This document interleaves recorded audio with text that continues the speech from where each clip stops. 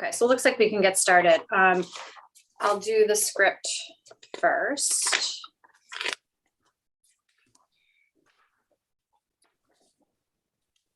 Okay, so for public participation guidelines, this is the Nantucket Zoning Board of Appeals. We are using the Zoom webinar for this meeting, which allows for the public to participate in the meeting as an attendee. Attendees must register to participate. The registration link is unique to the meeting. The registration link can be found in the description of the Nantucket Government TV YouTube live feed for this meeting. Anyone registering to be an attendee must use their name, otherwise they will not be allowed to participate in discussion. Attendees join in listening mode, and please click the hand button if you wish to speak on a matter. We will call on you. Call on people that have raised their hands in the order they were raised. All questions should be directed through the chair, and that's me, Susan McCarthy. As a preliminary matter, this is me, Susan McCarthy, the chair. Permit me to confirm all the members and persons anticipated on the agenda are present and can hear me. Members, when I call your name, please respond in the affirmative. So Elisa Allen. Here. Michael O'Mara. Here. Lisa Botticelli. Here. Mark Poor. Here. Jeff Thayer. Here. And Jim Mondani. Here. Did I miss anyone? Okay. And for staff, when I call your name, please respond in the affirmative. So I have Leslie Snell. Here. And Nikki Sher. Here. Okay. So good afternoon. This open meeting of the Town of Nantucket Zoning Board of Appeals is being conducted remotely pursuant to Chapter 20 of the Acts of 2021. Ensuring public access does not ensure public participation unless such participation is required by law. This meeting will feature public comment as previously noted. For this meeting, the Board of Appeals is convening by video conference using the Zoom webinar as posted on the town's meeting website, identifying how the public may join. Please note that this meeting is being recorded. All attendees are participating by video conference. That said, please be aware that other people may be able to see you and to take care not to screen share your computer. Anything that you broadcast may be captured by the recording. All supporting materials that have been provided the members of this body are available on the town's website unless otherwise noted. The public is encouraged to follow along using the posted agenda unless I note otherwise. We will get to the first meeting on the agenda, but before we do so, permit me to cover some ground rules for effective and clear conduct of our business and to ensure accurate meeting minutes. I will introduce each speaker on the agenda. After they conclude their remarks, I'll go down the line of members, inviting each by name to provide any comment, questions, or motions. Please hold until your name is called. Please remember to mute your phone or computer when you are not speaking. Please remember to speak clearly and in a way that helps generate accurate meeting minutes. For any response, please wait until I yield the floor to you and state your name before speaking. If members wish to engage in a conversation with other members, we'll try to do that through me, and please identify yourself for meeting minutes. And for the items with public comment, after the members have spoken, I will afford public comment to those members of the public that have joined the meeting via Zoom. Members of the public who wish to speak must state their names to be acknowledged and speak through the chair. And finally, we will take each vote by roll call.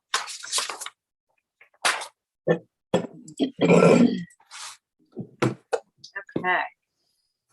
So that said, so this is the regularly scheduled March 10th, 2022 Zoning Board of Appeals meeting. And first item is to approve the agenda as written. Someone want to make that motion? Make that motion. So Michael makes that motion. Would someone second that motion? Second. Okay, so Lisa seconded. So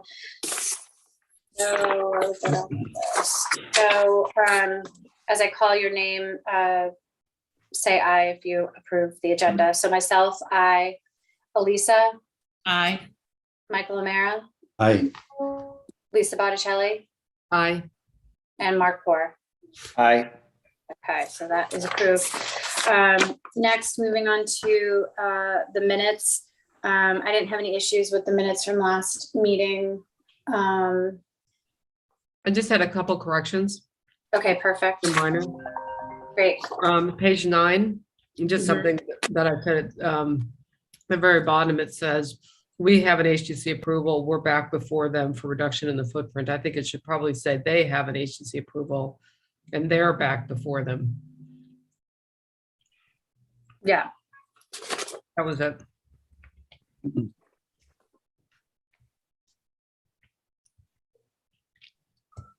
yeah. Anything else, Lisa? No, that was all I saw. Okay, so we can agree to make those changes and approve as amended. So would someone make that motion? I'll make that motion. Okay, would someone second that?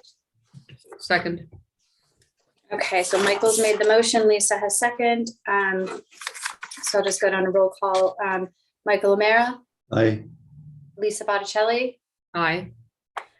myself, Elisa Allen, Aye. and Mark Poor.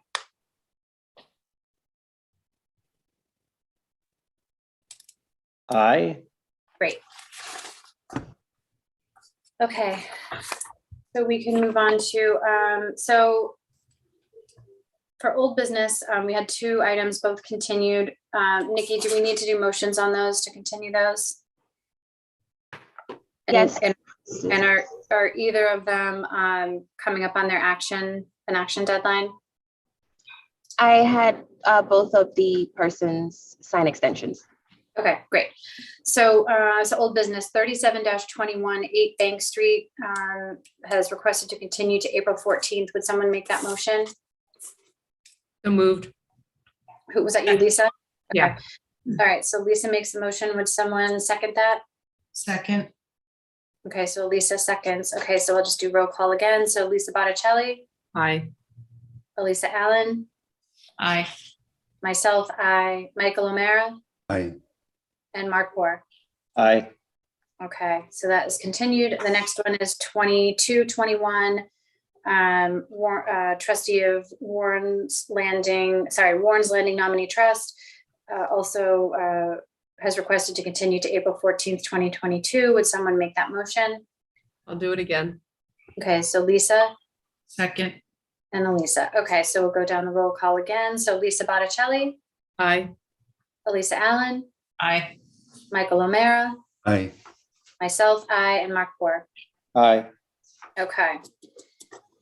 So we are moving on to new business. We have 03-22, Larry B. Weldon and Robert M. Burton Jr., 30 Acres Lane with Arthur Reed presenting. This is on starts on page 16 of your packet. Arthur, you have the floor. Thank you very much, Madam Chair. I represent Larry Weldon and Robert Burton, who are the owners of the property at 930 Acres Lane, where they have had an employer dormitory for use in connection with their restaurant employees, which has been in existence since 2000, when a special permit was issued by the Board of Appeals at that time for the conversion of an existing duplex dwelling into use as an employer dormitory. Since then, the definitions of employer dormitory and the other provisions of the bylaw related to it have been amended, and an employer dormitory, as now defined, which is basically a different animal from what it was back at that time, is permitted only in the country overlay district. In the town overlay district, the function as an employer dormitory falls under the definition of neighborhood employee housing. And that is what, if this were coming in for a new application today, we would be operating under. However, what we have at the present time is a pre-existing non-conforming use by virtue of the it being permitted at the time that it was issued, and the changes in the bylaw now rendering it technically non-conforming. And the only issue here is that my clients are now moving on 22 years of operation having passed, and are planning to sell the property to another operator, also in the restaurant business, who plans to use it as, continuing to use it as an employer dormitory. The prospective buyer is called 930 Acres Lane LLC, and it will be owned 100% by 23 Broad Street Owner LLC, which is the owner of the restaurant and building. It's the Brotherhood of Thieves. I guess it's the former Brotherhood of Thieves. I don't know if whether they still have the name or not, but in any event, what we all know is the Brotherhood of Thieves at 23 Broad Street, and they intend to use it for their employees. The staff report notes that there are various obsolete references in the management agreement, the agreement under which, as part of the decision, the employer dormitory is to be managed. And I agree that we don't really have much use for pagers, which are referred to in there anymore. That's kind of a fossil at this stage of the game. I haven't heard about those in a few years. But and obviously we can work with staff in terms of updating the management plan so that it's more in conformity with plans that have been used by the ZBA and the planning board in recent years. I believe Larry is available if you have any questions of him. Other than that, that's what we want to do, and we would like to ask you to approve the amendment to the existing special permit to allow for the new prospective owner to be substituted for the present owner as the operator of the dormitory.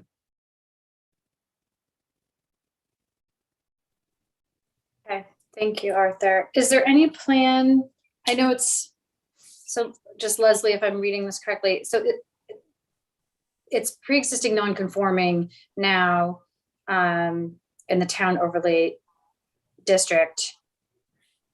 This is they would be able to have this as a allowable use if they applied to the planning board for a permit.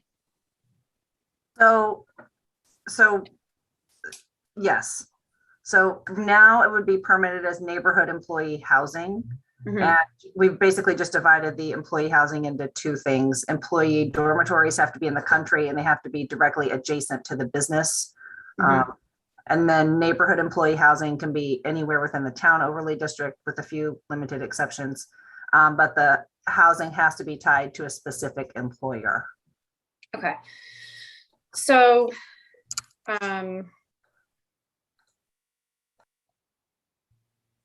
so this accomplishes the same goal, then it doesn't make any sense for them. Okay. Okay. I don't have any questions on this one. It seems pretty straightforward. Change of ownership, not change. They want to keep the same use. I like the plan to make the management plan more cohesive with how things are done presently. Does any of the board members, I can go down the list and see if anybody has any questions specific for Arthur or for the owner. Elisa, I'm going to start with you just because you're on the top of my list. Do you have any questions or comments? I don't. Okay.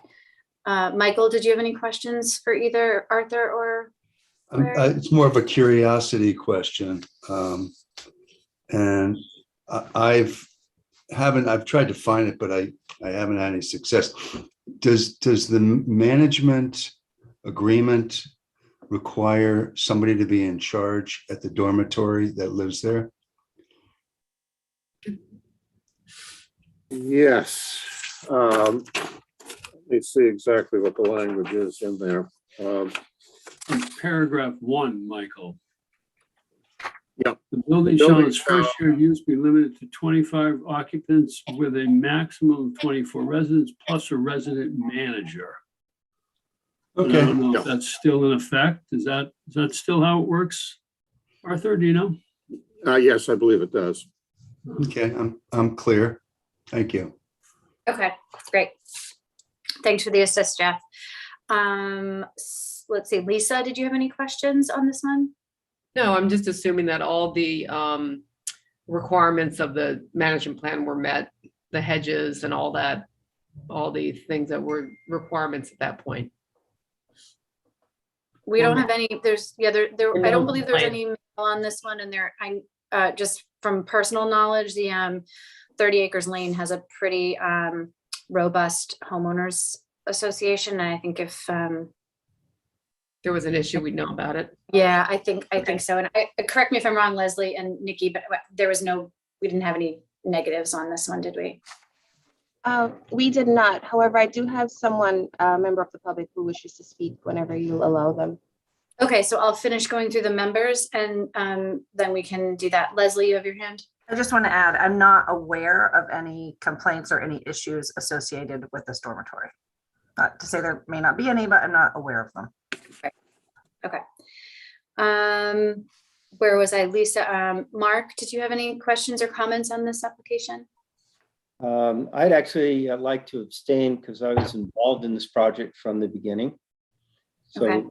you have another member that you can Yep. query. Sure. Jeff, do you have anything on this one? I don't. I think I have the same question as Michael, and I was able to find it. And as long as that's still limited to that number of people, then I'm fine. Okay, and Jim? Yeah, I'm okay with this. I just, I'm trying to understand what the cleanest way to accomplish this. It's not clear to me. So Arthur, you're just asking to remove that one provision, but it sounds like we're going to make some other changes to quote unquote update it to modern times. Yeah, exactly. And that comes from the staff report, which I obviously saw earlier today. And that makes the very good point that some of the provisions in the management agreement could be modified and refined based upon experience over the last 20 years and the way that that those plans have been have evolved at both the planning board and ZBA over Okay, that period of time. I mean, is there a notice issue, Leslie? I mean, I guess what I'm thinking is, would it be easier to just convert this to whatever the newly requirement is? Because it's hard to compare and contrast. How does this differ then from the new provisions of the zoning bylaw? Okay, Leslie? So if I may, I mean, my suggestion was to, take out the condition that Arthur requested that is specific to this owner and make it specific to the new owner or lessee. So whoever that is, which he stated their names at the beginning. And then as far as the management plan, I looked through that and most of that would stay the same. There's just a few technical updates. Like it talks about a paging device. We would change that to a cell phone. It talks about, some departments that aren't necessarily relevant anymore, town departments. So we would substitute in the newer names from the older names, just that kind of thing. It's not substantive in nature. I think, all of those conditions should stay. They just may need, again, like technical type updates. Okay, and it would still be considered non-conforming because it is not exactly. Because Right. you As couldn't if they permit were. that. You can't permit an employer dormitory as defined Yeah, in zoning bylaw in the town overlay district anymore. Yeah. Because it has a town overlay district equivalent. but it's not that different here than what's required now. No, the number of people are slightly higher. In the neighborhood employee housing, you can only have 18. This allows up to 25. Okay, But that's not a huge difference. okay. That was my question. Thank you. Okay, so Arthur, do you have anything else that you want to add before I go to the member of the public that's waiting to speak? No, I think that's fine. Obviously, if there's any further question, I'm here. Okay. So Nikki, do you want to let them in?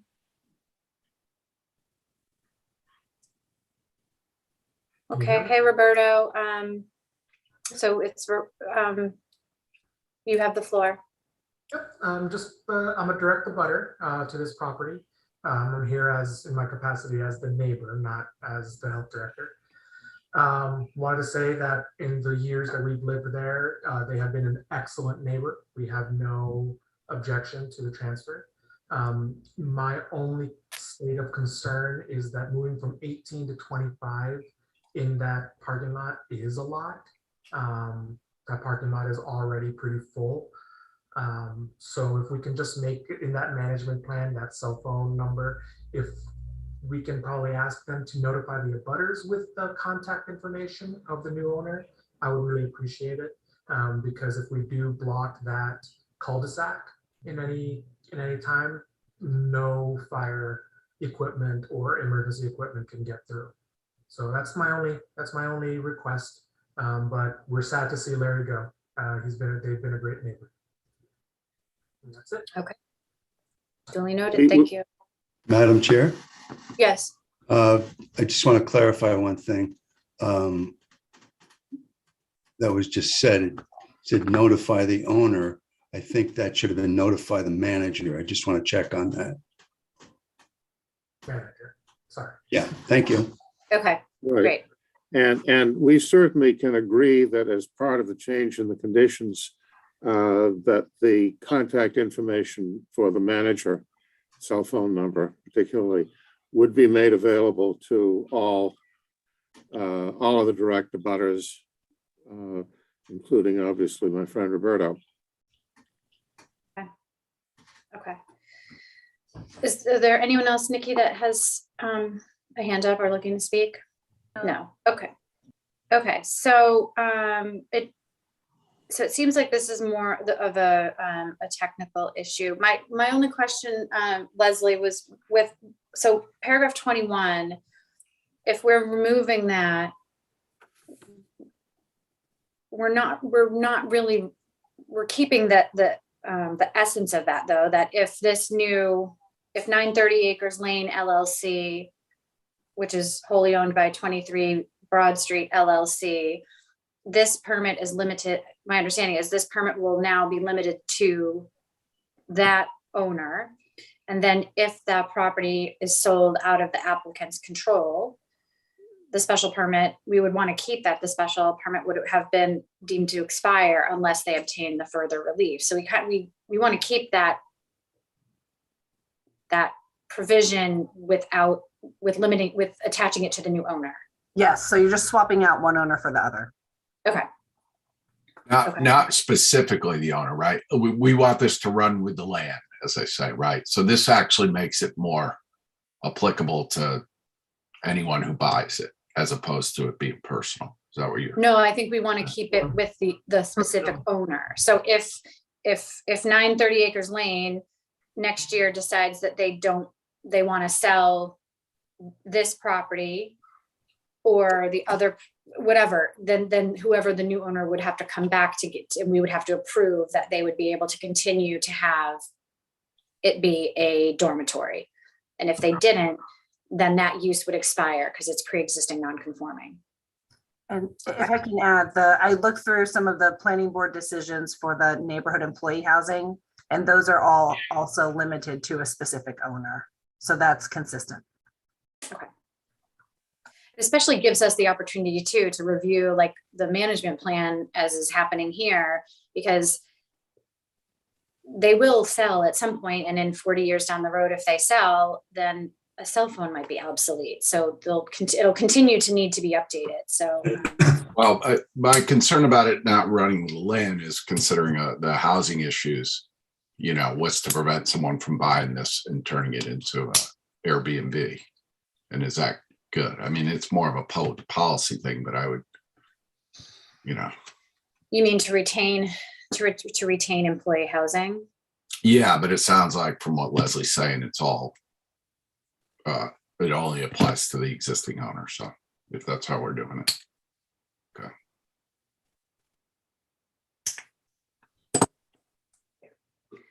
Okay, so it didn't seem like anyone had any additional questions or comments. Would someone want to make a motion on this one? Sure, I'll make it to approve the relief as requested, or the change, I should say, as requested to exchange the new owner into the existing special permit, and to update the management plan as required. We'll second that.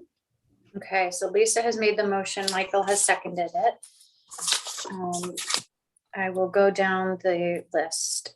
So I have myself, well, actually, I'll start with Lisa. Lisa, Aye. Michael, Aye. myself, I, Elisa, Aye. and Jim. Aye. Okay, so that carries. Okay, Thank you. thank you.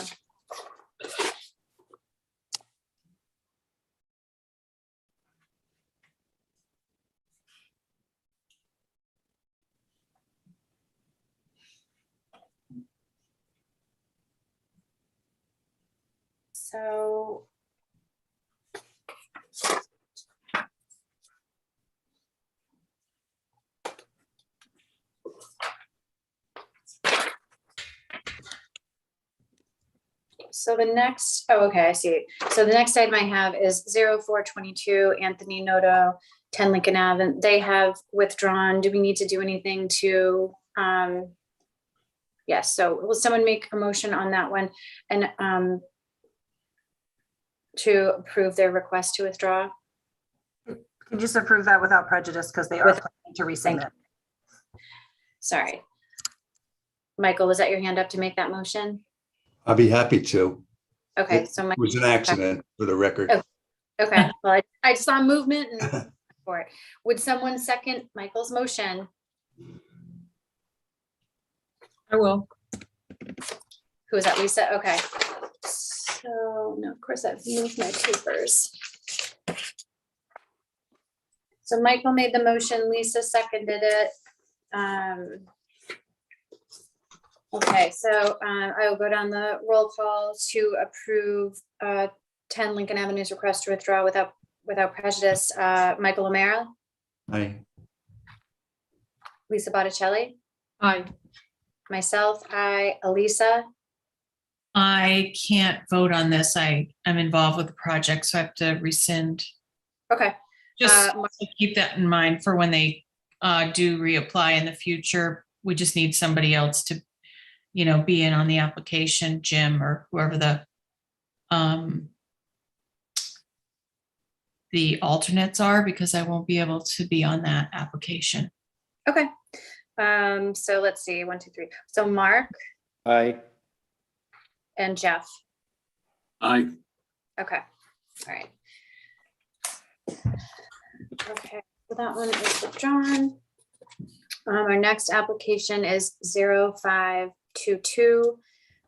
Elizabeth Singer as trustee of 64 Sankaty Road Realty Trust, 63 Baxter Road, attorney Sarah Alger presenting.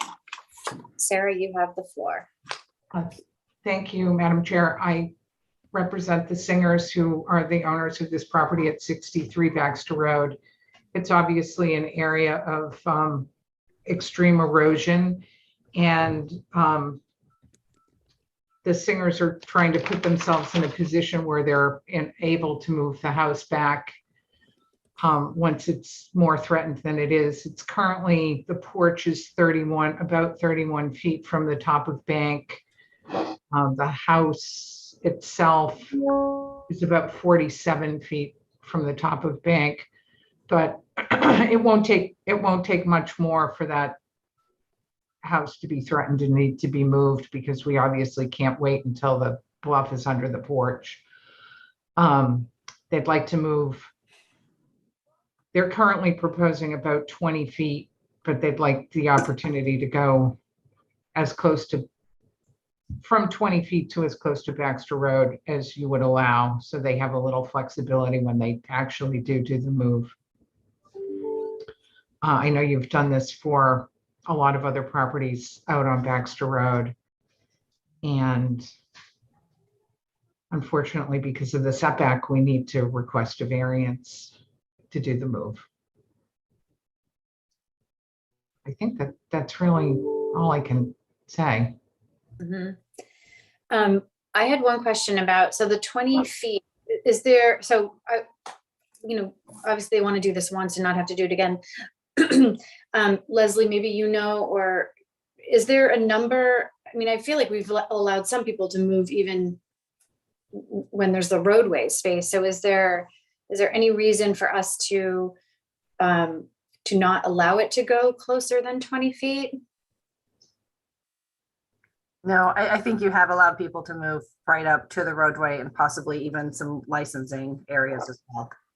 Well, and also Right. there's already structures on this property there's one structure that's 8 feet away, isn't there? A garage or something? It's like Yeah. 6.4 feet Yeah. away. The window well is, To the window well, so it's 10 feet from the property line. Yeah. So if we just go to 10 feet, if you want to give them some flexibility. yeah. And does anyone have any objection to a 10-foot? I don't. I don't either. I mean, No, would anyone want to go closer, or would 10 feet be where they're comfortable at? I think at this point, that's where I'm comfortable at. I think, I just don't think we should give them carte blanche to go into the roadway without it coming back to us. That's totally fair. Yeah, okay. So it seems like this is a pretty straightforward one that we've done before, but I will go down the list just to see if anyone has any other questions or comments. So Elisa, do you have anything to add on this one or questions? So with the front yard setback, that means the setback obviously from Baxter Road. How close would the closest point of the house that gets moved be to Baxter Road? I was suggesting 10 feet. Oh, The garage is on the proposed plan. It says a 1.5-story wood frame structure. yes. I was suggesting just going to that line essentially. Mhm. Okay, yeah, okay.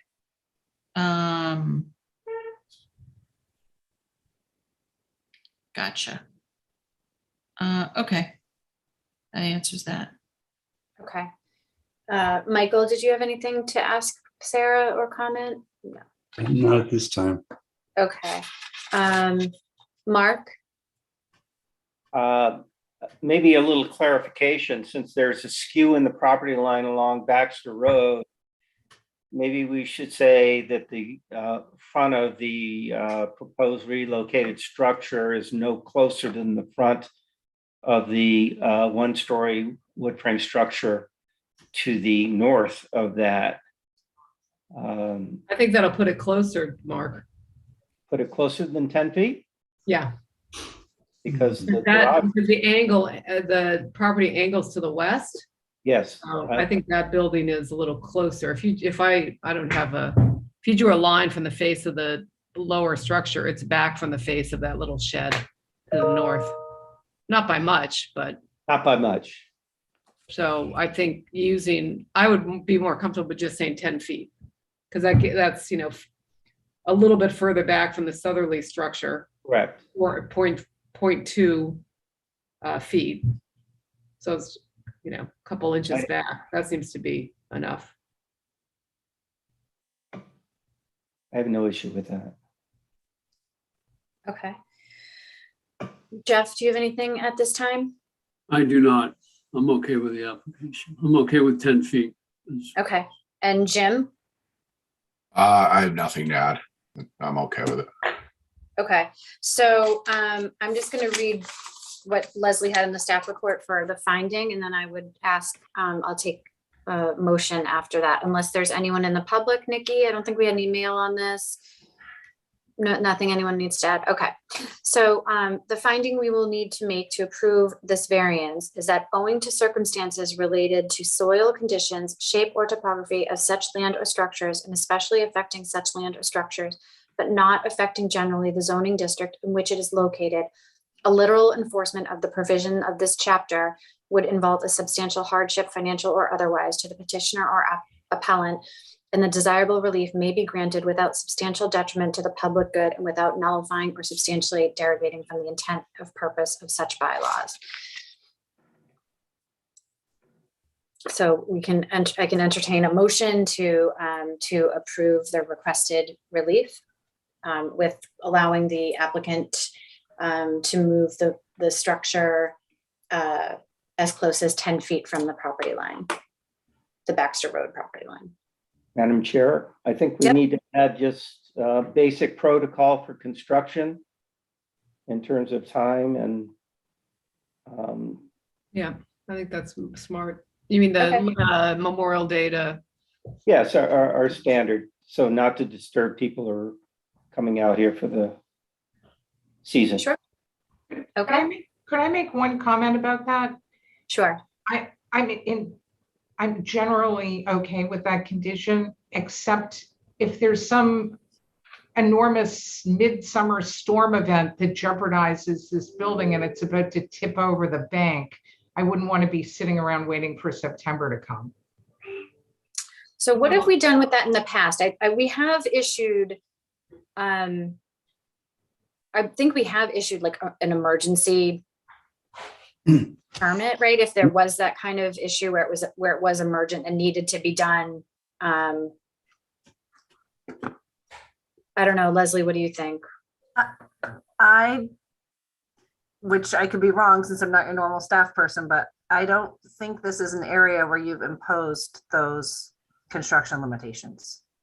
I think you've sort of limited that to, the core area of Sconset and the core area of downtown. But if that's not correct, I mean, we could certainly put some language in about construction dates and include language about, if there's some emergency, they could either come back to you without holding a public hearing or something. So I don't. think, sorry, go ahead, Michael. I don't have any specific application in mind when I say this, but I think we have imposed seasonal restrictions on projects on Baxter Road.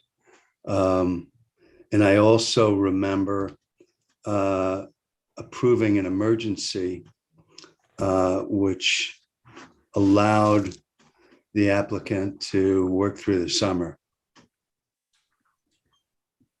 I guess my question, Sarah, would be, are they planning on doing this work after this season, or what is the schedule? No, they're not. They're really hoping that the bank, which has got some vegetation on it at the moment, will remain stable.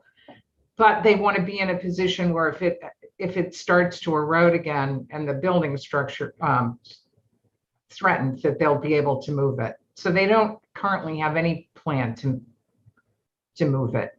They do use it, and it's their summer home. So I don't think they would voluntarily do this in the summer unless they absolutely had to. I think the idea would be to do it sometime during the off season.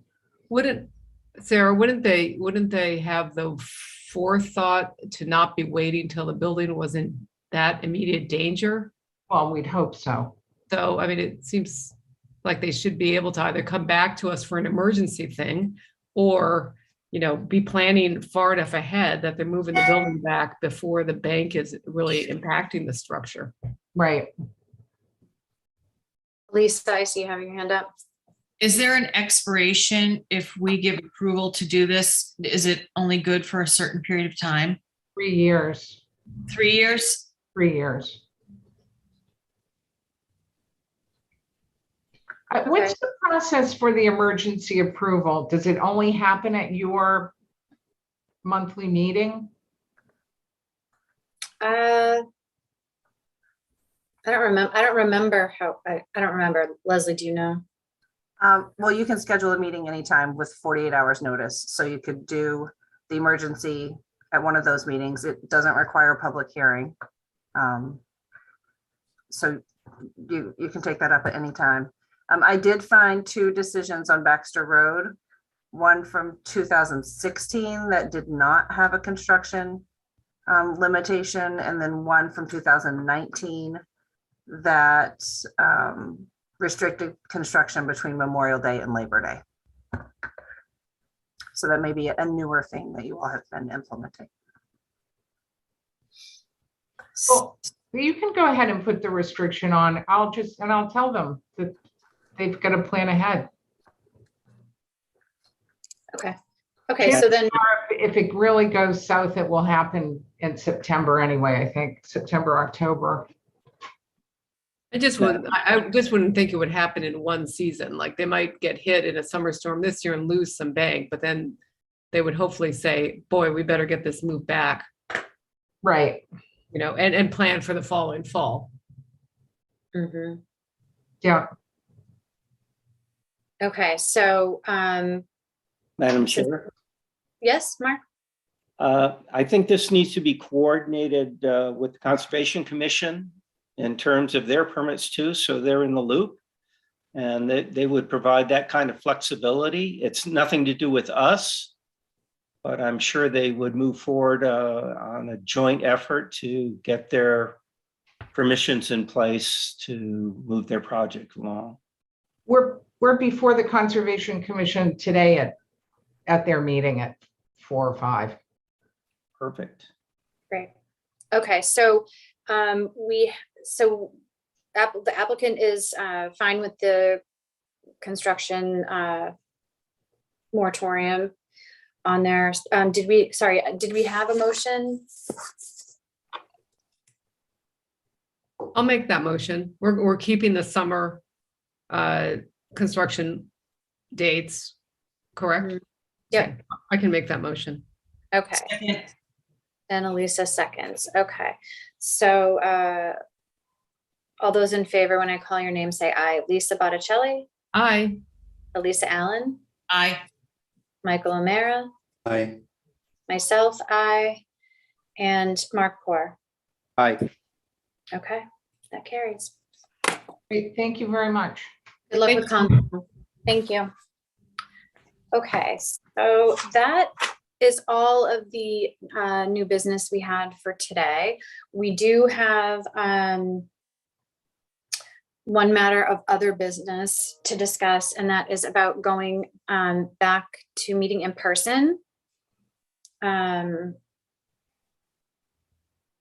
So I don't have any, we can discuss how we feel about that. Is there anyone who is opposed for whatever reason to going back to in-person meetings right now? Michael.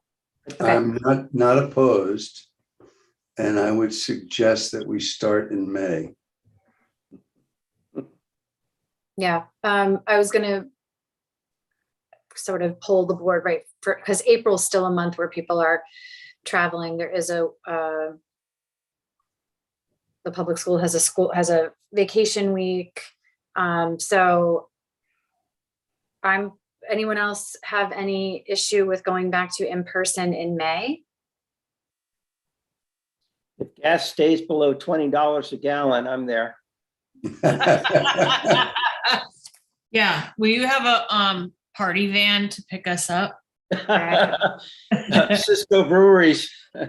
Yeah, exactly. Let's meet at Cisco. Okay, so Leslie and Nikki, we don't need to do anything, right? We just, the posting will change for May to go back in person. So your meeting is May 12th. We will coordinate with Erica to make sure your normal time and date is available, and we will just circle back with you on that. But as of now, we'll plan on meeting in person on May 12th. Awesome. And Nikki probably has a better memory about this than I do, but I think there was some room reservation issue once we go back to in person with another group meeting right after you. So if there's potential for any meetings going past like 3:30, we may need to push those back to 12 because we did reserve the room starting at 12. So.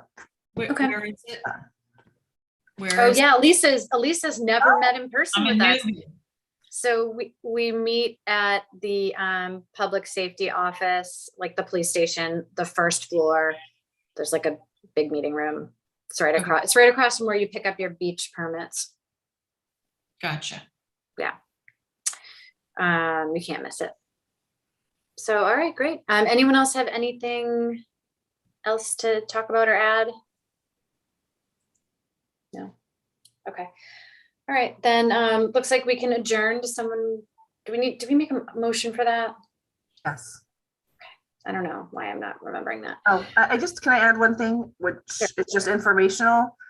There is a joint planning board FinCom select board meeting today on Zoom at 4 o'clock. They're just talking about the planning board motions and the FinCom comments to the zoning articles that are in the warrant. So if anyone is interested in listening to that, if you have nothing else going on at 4 o'clock today, tune in.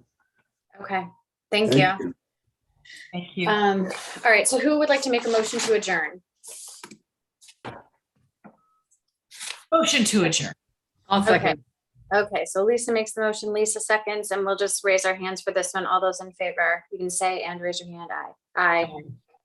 Okay. Madam Chair, I will vote to yes. However, being at one of your meetings is something I don't want to end right away.